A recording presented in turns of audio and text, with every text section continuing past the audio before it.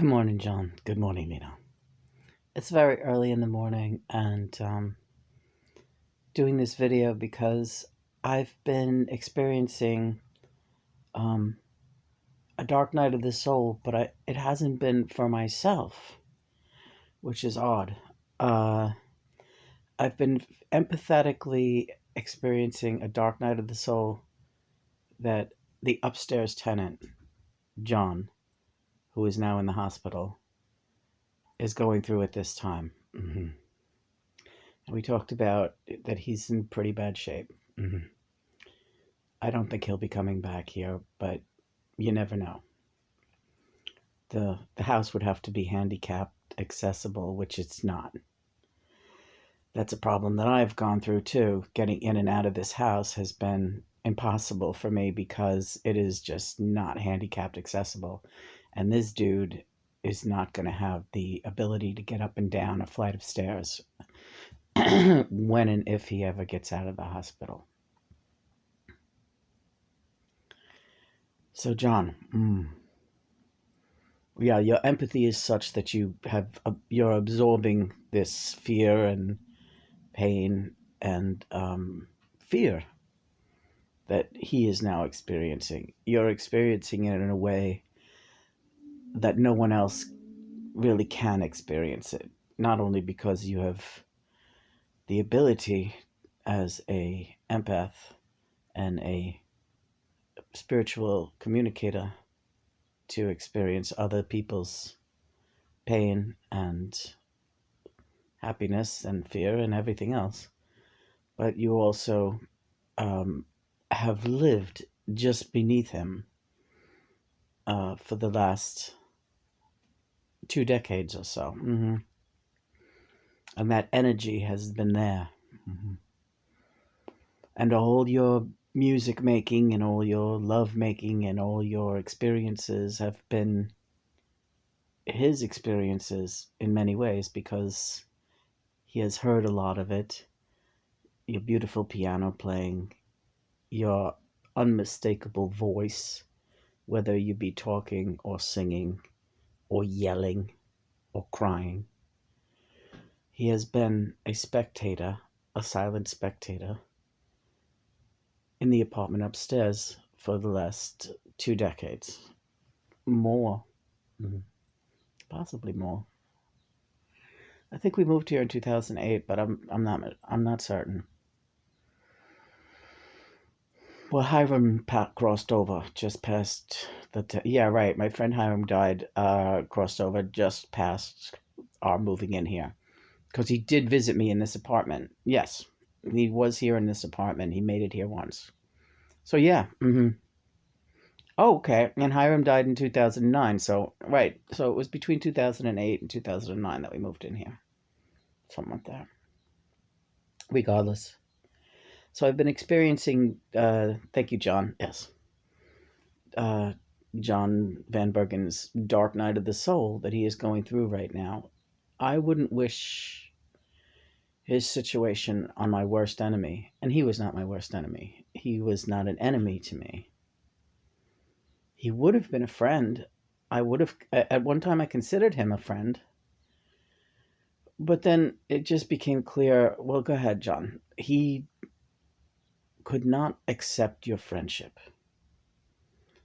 The people around him made it impossible for him to accept your friendship in good conscience, but also it just wasn't worth the trouble. All of his friends were threatened by you. Your musical abilities were a problem for all of them. Your happy, caring personality was a problem for all of them. In some cases, your appearance was a problem. They made it their problem. My appearance, right. If you gained a little weight, that was a problem, and they saw fit to ridicule you among themselves. And in good conscience, he could not participate in a friendship with you. Because he was influenced by his family and friends. Yes, that's correct. He loved you. He would have loved a friendship with you. He didn't allow himself that friendship. He denied himself that friendship. He ended up being your upstairs neighbor, and he had to listen to you creating and making a beautiful life for yourself right downstairs from him, and he could not accept a dinner invitation from you because he could not allow himself your friendship. He grew sicker and sicker over the years from isolation and self-imposed alienation, and you would have healed him because you're a healer. You would have diagnosed him immediately had he allowed himself to be part of your life. You would have prescribed him a protocol, just the way you did with Christopher when he had stage 4 cancer. You would have healed this guy. His angel of mercy, his salvation was you, Lena. You were right downstairs from him all the time, and he would not allow himself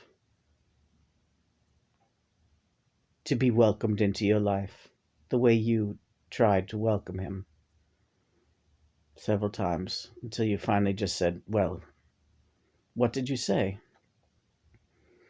I said, well, I don't know. I kind of always felt that he liked me because when we ran into each other in front of the house, I'd be sitting out on the porch and reading tarot cards for people, and he was friendly always. And like I said, my animals loved him.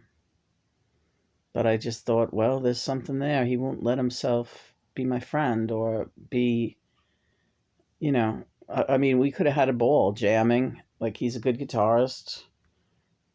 We jammed once many years ago in my old apartment with Chris. And when he said that night, this is like the most fun I ever had playing. Mm-hmm. And then we never saw him again. Mm-hmm. And then the next time we saw him, we were moving in here, and he just, and now well, we're all dying, right? Mm-hmm. In one form or another, we're crossing over. But he seems to be now really, this is going out the hard way. What's happening to him is, So I was experiencing these panic feelings last night, but also like this terrible numbness. Like, I can't imagine what that feels like, what he's going through right now. You can imagine it because you imagined it last night with me. And I told you when we woke up to the morning light, this is in God's hands. But this is also a message. You are a healer. You are a healer. This would not be happening to him right now if he had allowed himself to be your friend. You would have graced him with some beautiful experiences, some incredible memories, some amazing opportunities in so many ways. But he was influenced and shattered by these worthless idiots that surrounded him his entire life. And this is the lesson. This is the lesson. Right now, John is showing me the faces of all these people that were supposedly his buddies. And I'm just wondering if any of them are rallying around him now the way if I was able to get up right now, I would be visiting him in the hospital. Mm-hmm. If I was able to get out of this apartment and get in my car, I would be visiting him every day. I would.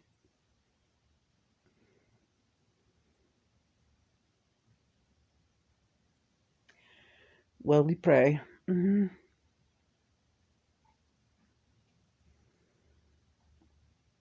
Whether he survives this earthly plane again, none get out of this thing alive. Jim Morrison said it and he was right. But you will, Lena. You're out of it.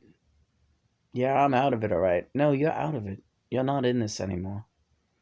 And that's why I don't want you to take on that empathy with fear.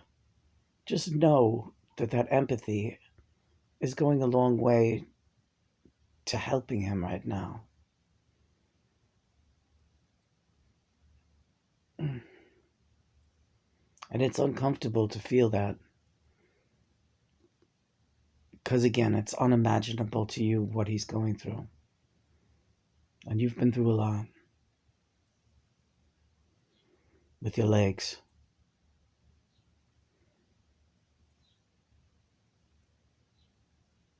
But yes, you still have your legs. And you will.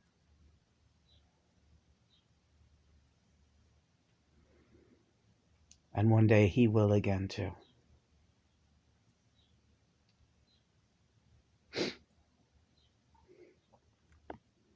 I love you. Cheer up.